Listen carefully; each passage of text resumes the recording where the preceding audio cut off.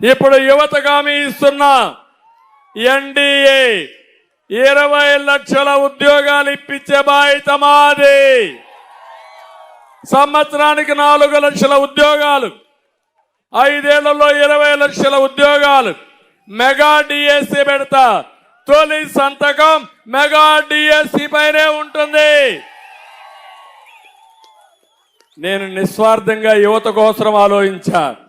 జగన్మోహన్ రెడ్డి ఒక మాట చెప్పాడు నిన్న, మొదటి సంతకం వాలంటీర్లు తీసేసిన వాళ్ళ పైన పెడతాడంట.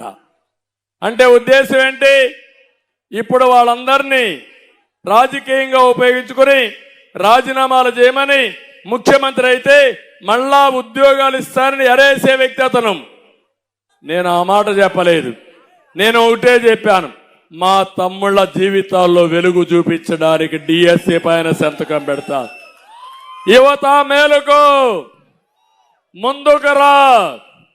ఫస్ట్ టైం ఓటర్స్ కోరుతున్నా, మీ జీవితాల్లో వెలుగు రావాలంటే మీరు కూడా ఎన్యూమరేట్ చేసుకోవాలి, ఓటు హక్కు ఉపయోగించుకోవాలి. తద్వారా మీ జీవితానికి ఏ విధంగా క్యారియర్ బిల్డింగ్ చేసుకోవాలో మీరు కూడా చేసుకుంటే ఉపయోగపడుతుంది. ఈ విషయం యువత ఆలోచించాల్సిందిగా నేను కోరుతున్నా. ఇంకో పక్క యువతకు ఒకటి హామీ ఇస్తున్నా, 3,000 రూపాయల నిరుద్యోగ భృతి ఇస్తాం, వర్క్ ఫ్రం హోమ్ తీసుకొస్తాం. పాలకొల్లోళ్ళు అమెరికా పోయి పనిచేస్తున్నారు, పాలకొల్లు నుంచే ప్రపంచ కంపెనీలకు పనిచేసే విధానానికి శ్రీకారం చుడతాం. అవసరమైతే Palakollu head quarter IT park పెడతాం. ఇంట్లో బోరు కొడితే ఐటీ పార్క్ వచ్చి పనిచేయండి, అనుభవాన్ని సాధించండి, ఇంకా స్కిల్ డెవలప్మెంట్ చేసుకోండి, కొత్త టెక్నాలజీ చేసుకోండి. ముఖ్యమంత్రి మాట్లాడుతున్నాడు నేను ఇంగ్లీష్ మీడియం అని. నేను మాట్లాడుతున్నా ఆర్టిఫిషియల్ ఇంటెలిజెన్స్ వచ్చేసిన రోజులు ఇవన్నీ, టెక్నాలజీ దూసుకుపోయే రోజులు ఇవన్నీ. ప్రపంచానికే తెలుగు వాళ్ళు ఒక దిక్సూచిగా తయారయ్యారు. రేపు రాబోయే రోజులు ఆర్టిఫిషియల్ ఇంటెలిజెన్స్ కూడా నేర్చుకుని నాలెడ్జ్ ఎకానమీలో బ్రహ్మాండంగా పోతారు. నువ్వు రాతి యుగం వైపు పోతున్నావు, నేను స్వర్ణయుగం వైపు దూసకపోతున్నానని మీ అందరికీ తెలియజేస్తున్నా. 20-30 ఏళ్లకు తర్వాత జరిగేది ముందు చెప్తా నేను. అతను ఈ రోజు నుంచి 30 ఏళ్ళు వెనక్కి తీసుకుపోవాలని చూస్తున్నాడు మిమ్మల్ని.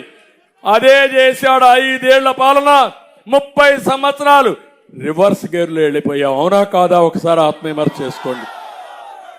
ఈరోజు మనకు రోడ్లు ఉన్నాయని మిమ్మల్ని అడుగుతున్నా. రోడ్లు లేకపోతే నాగరికత ఏంటి అని అడుగుతున్నా.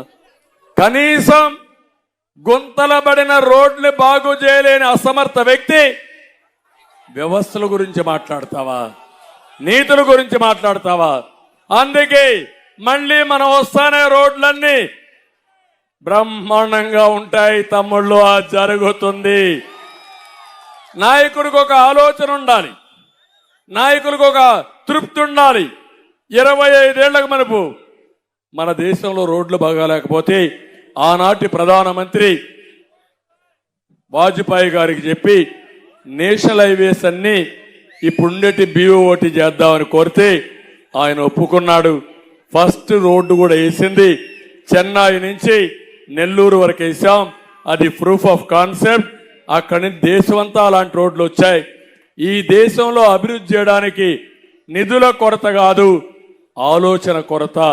ఆ విషయం మీరు గుర్తుపెట్టుకోవాలి. హైదరాబాద్ అభివృద్ధి అయిందంటే ఒక విషయంతో ముందుకు పోయా, డబ్బులు కాదు.